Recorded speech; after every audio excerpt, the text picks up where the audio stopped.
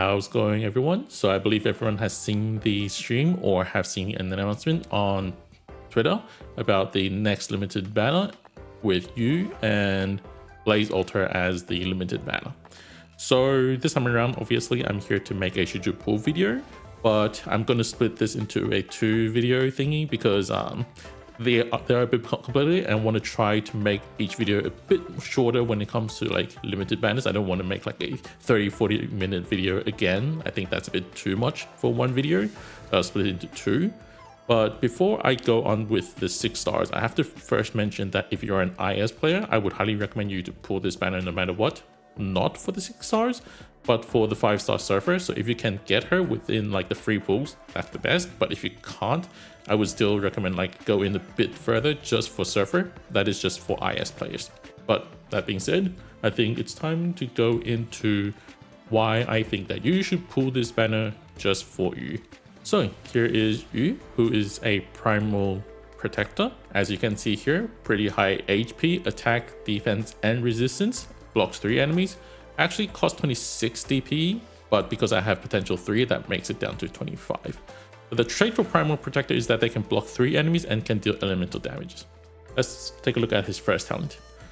So with Yu's first talent, he will gain 25% Sanctuary when he's blocking an enemy, up to 30% at potential 3, because I have potential 3, so I'm getting 30% here.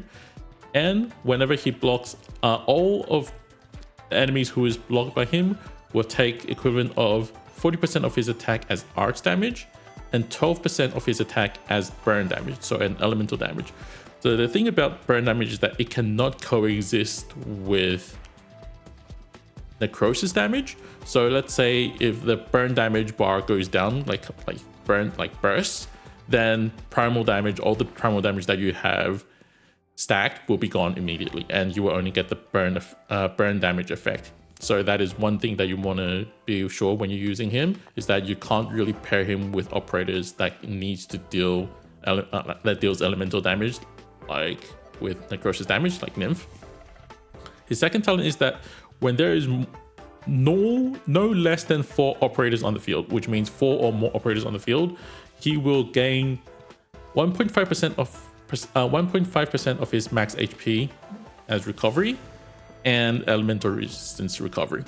This goes up to 2% when he's potential 5, but 1.5% is not bad, considering that it is kind of equivalent to Shu's green spot on the ground. So that's actually decent HP recovery if you just want him to work alone, but obviously that is only good against things like damage over time, like lower damage over time, or like lower attack enemies. So that would be his kit. Now let's take a look at his skill 1. So there is 2 effects during his skill 1. Passive effect is that he is more likely to be hit by enemies, so that means that it will increase his taunt level by 1. And the second effect is that whenever he activates the skill, he will have up to increase up to 70% of his max HP, increase up to 70% of defense, and whenever he gets attacked, the target will take equivalent to 50% of Yu's damage as burn damage. So it seems like it's a counter for enemies that deal like long range damage and has really high attack speed and are really squishy as well, because the main thing about burn damage is that it's not going to give a lot of damage when it bursts. It's only 7,000 elemental damage, and a lot of enemies have more than 7,000, and you kind of require them to be out of your reach, like out of your reach of your other damage operators. And so I wouldn't really consider this skill to be any useful, even though at M3 you can get like 16 SP down to 16 SP, so it's like good cooldown rate. But the fact that this skill isn't really that useful in my opinion, I wouldn't recommend anyone to M3 this skill, and that's skill 1 for you. Next we have Yu skill 2, and trust me when I say that this is the skill that you want to M3 and the most important skill out of all of his skills. And I don't know why I haven't M3'd this skill yet. I will work on that once I feel the need in IS6, which is coming like 2 days. But either ways, trust me when I say that you definitely want to M3 this skill if you ever want to use him.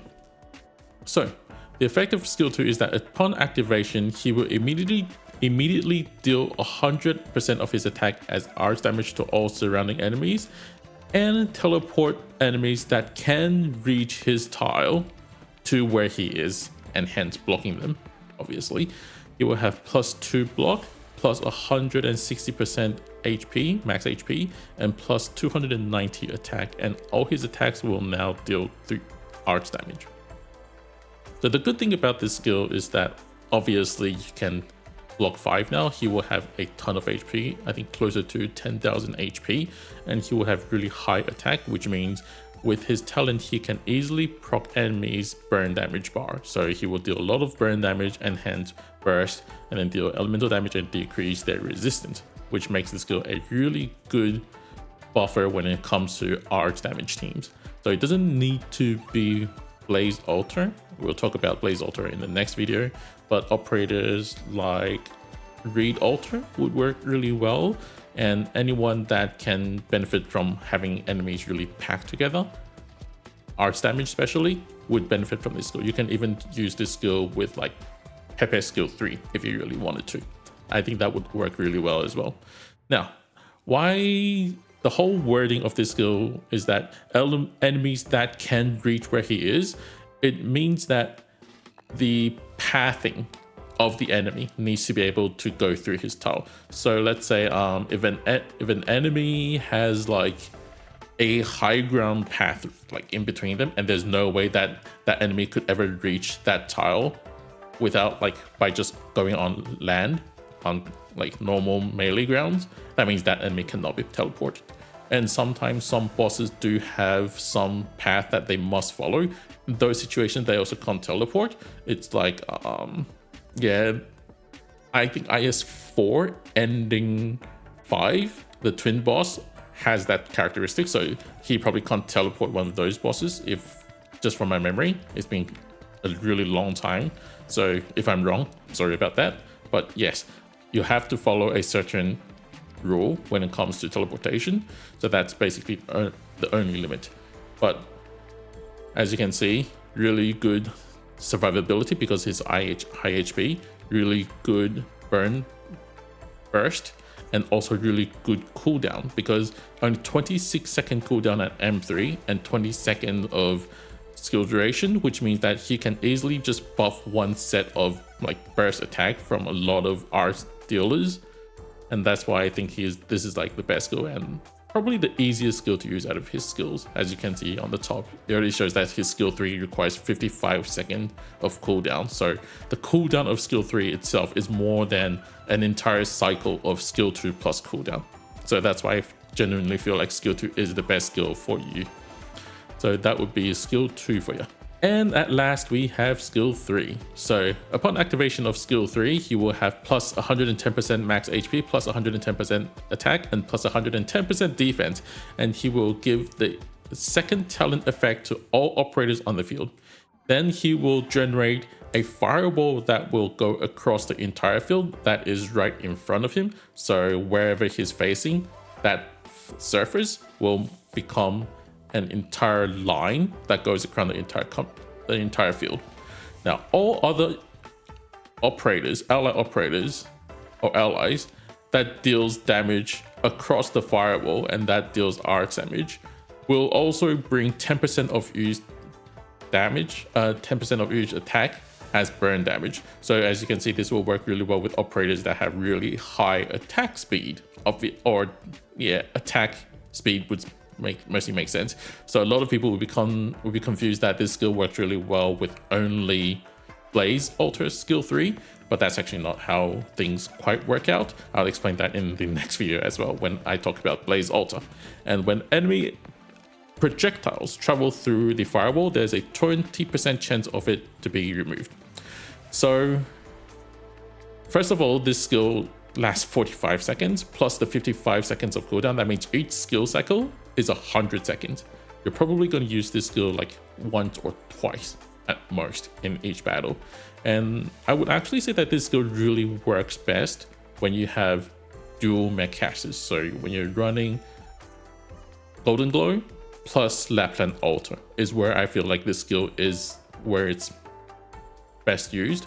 Obviously, you can argue operators like Read Alter can use this skill as well, but in some sense, I would really think that skill 2 is the better choice, just because the cooldown of the skill cycle of skill 2 really works well with Read Alter skill as well, instead of the 100 seconds. Because if you were to wait 100 seconds just to use the skill, or if you were to proc Read Alter skill 2 first, the skill cycle will be really, how should I put it, not in sync. And hence this skill is actually really hard to use, in my opinion. And I would say that this is actually a bait skill. You probably wouldn't be using this skill just for the extra burn damage most of the time. And even in IS, like when you're doing a double mech caster run and then grabbing the hand and whatnot, do you really want to use an extra 10 hope just to grab you for the extra -20 resistance or something? Not really, right? You would get that benefit from a lot more other collectibles and whatnot. You don't really need this decrease in resistance, and you don't need it to last 45 seconds anyway, and you wait for another 55 seconds to activate it again. So this skill probably isn't worth it, and not the skill that I would recommend most people to bring. It feels like it increases his stats by quite a lot, but if you want raw stats, skill 2 is still the better choice because of the high HP, and when you have high HP, you can just tank all sorts of damage, not just high defense, like normal physical attack. You can also tank arch damage as well, better. So yeah, skill 2 is the better choice and not skill 3. So at the end, I think I'll talk about where I would use him in different scenarios. So first of all, obviously normal stages. I think his best use is actually just as a normal defender with skill 2. So his skill 2 gives him really good defense capabilities. He would act really well as just a normal defender with skill 2. Like, you don't really need to do the whole burn damage. You don't really need that in this day and age when you just have a ton of damage with your physical damage and your other operators. So you would bring him to activate the Shu Sweet Sibling talent. That is actually my best use of him personally. So that's why you don't really see me using his skills, just because I don't need to. And I would actually bring Nian. My Nian is actually not even E1 yet because I don't need to deploy her. I just put Shu and Yu onto the field and I'm mostly done. Now, when it comes to CC, I always believe that when you have a unique mechanic, there's always a place to shine. And knowing that arch damage has been the main thing that CC has been going for, like the majority of the time, it feels like, with him being able to buff arch damage and decrease resistance and then deal 7,000 elemental damage and also teleport with skill 2, I think his skill 2 might work really well in future CCs. Haven't really seen that in work because I don't think we get a lot of CCs anyway, but you know, maybe there's still some people that really still love CCs. Now, when it comes to IS, like I said, the only use case of him really is to buff double mech casters. We haven't played IS6 yet, so I'm not sure about IS6, but even as of now, I wouldn't really consider grabbing him just for IS, and it's not really worth it because you can get the damage buff that you can get from him with a lot more other collectibles instead of using like 10 hopes. Now, in SSS and RA, I think he has some of the similar problems, is that if you really need a defender, you can use other operators, and if you really need the damage buff, you can also use other operators as well. I think the only thing that you would want to use him for is maybe skill 3 in those situations, especially in RA, where you can significantly increase your SP regen. But even then, I think you still have better choices than bring him. You can still have him as a choice to pair with Blaze Alter, but Blaze Alter in herself has her own issues. So pairing two operators that both have issues together might work if you're a bit new to the game, but if you already have a stacked account, I don't think it's really worth it. So that would be Yu, and generally speaking, I would still highly recommend most people to pull him. Not like nothing else, just get the teleport. It is something really unique, and I believe that everyone can get something out of him. And I will see you guys in the next video, which is coming tomorrow, where I'll be talking about Blaze Altar. See you guys then. Bye.